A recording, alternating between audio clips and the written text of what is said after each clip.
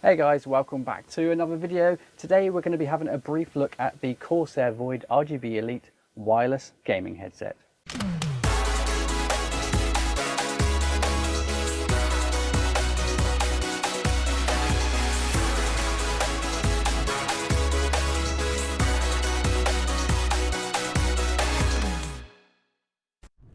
Alright then, let's get this thing unboxed and show you what this headset is all about.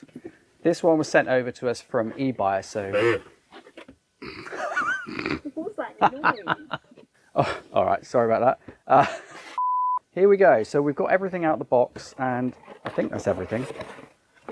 Let's just show you guys everything that you get inside the box. Let's just put that down there. Alright, so let's have a look and see the bits that you get in the box. So you get the Void RGB Elite wireless headset instructions. Now this headset obviously supports iQ software, so you can control the RGB. We'll show you that in a moment, but you get the manual there that shows you how to do that. It's pretty self-explanatory anyway. I've not needed to look at that manual. As you can see, it's all still sealed.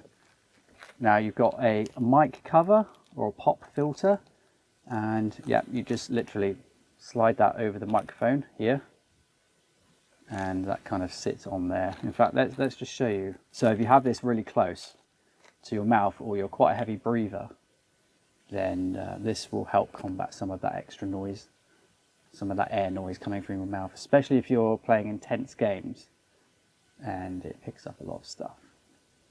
And it's not good for other people to listen to, so putting that on there like that is probably the best thing if you need to stop the air going from your mouth so much. Now obviously it's wireless, so you get this USB dongle, which is just as simple as plugging it in. There's nothing special about it. Plug it in, there's no drivers. It auto installs if you've got on Windows 10, which is quite nice. And it's as simple as that. Now in here, I think this is the charging cable. Let's get this thing out and have a look, shall we? Oh, it's basically a USB connection, type A connection to a micro USB. It's not a USB-C connection on this. I don't know if you can see that, but that's pretty standard. You can use any other cable if you've got one lying about from an old phone charger. That's what we did when we opened it up, and it works just fine. So it takes a couple of hours to charge up, and you get about 16 hours worth of usage out of this, which is not bad. That's a good gaming session. So let's have a look around the headset itself. So on the left hand side headset, you've got the power button there, and let's fire that up. Let's turn it on. Hold the button down to turn it on, and you can hear a little beep. So it's trying to connect to the dongle now, but obviously we haven't got the dongle connected to anything here, so it's not going to connect to anything. But these are the RGB lights that you can configure. You can change it to whatever color you like, which is quite neat. It will just do that by default if you don't change anything at all. You've got a mic mute button here. Now I'll go into why I think this bit here is a bit pointless actually, is the fact that the microphone here, that will bend a little bit if you want to get it closer or further away. If you lift this up, it will actually stop the mic from working. It will mute the microphone. And as you can see there, the little lights come on, which indicates that the mic is now muted. Now that kind of makes the button here a little bit redundant. Now I think they should have had another feature on there. I don't know what specifically, or just don't have a button on it. With that, being able to turn the mic on and off, you don't really need a button on there. I mean, I guess some people will just leave that down and then they just want to mute the mic and they can't be bothered to lift that up. But I think that's quite a good feature. So either have one or the other, but not both. Anyway, that's my personal opinion on that. So as we turn around to the right-hand side, there is literally nothing on it. It's just the right-hand side. Now, weight-wise, these things are actually quite heavy. Now, I don't know exactly how heavy they are, but if we do figure that one out, we will put it up on the screen for you. Let's just pick these up a minute. They're fairly heavy. So these headphones have 50mm neodymium drivers on them, making quite crisp and clear sound. A very good bass as well for gaming sessions or just listening to music. You can see here this is a very soft, kind of a plushy type material on there, and it's extremely comfortable. This is obviously foam in here, none of this sort of leatherette finish that you get on some headphones. This is actually material. The only thing that I have an issue with here is that over time these are going to obviously get a little bit dirty if you tend to sweat a lot.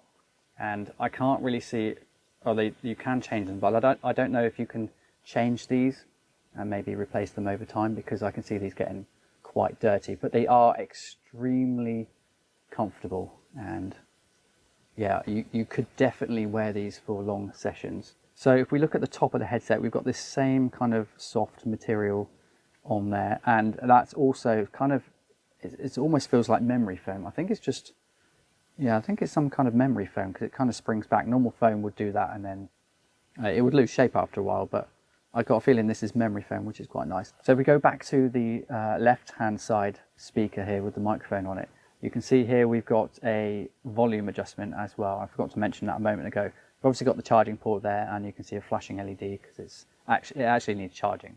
But this is volume control, so that will control whatever you're listening to on the computer, whether it be Spotify, games, whatever it is, that will control your volume.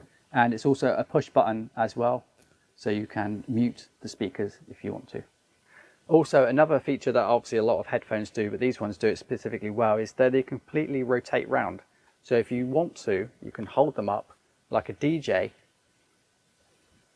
and listen to it in one ear, and then you can put them down again. I personally don't really know why that's a thing, but I guess some people do. And I guess if you want to lie them down like that, it makes it take up a little less space. But yeah, there are reasons. I mean, this is really the only reason that you would need to do this. But you know, headphones are meant to be worn, so let's wear the headphones, yeah?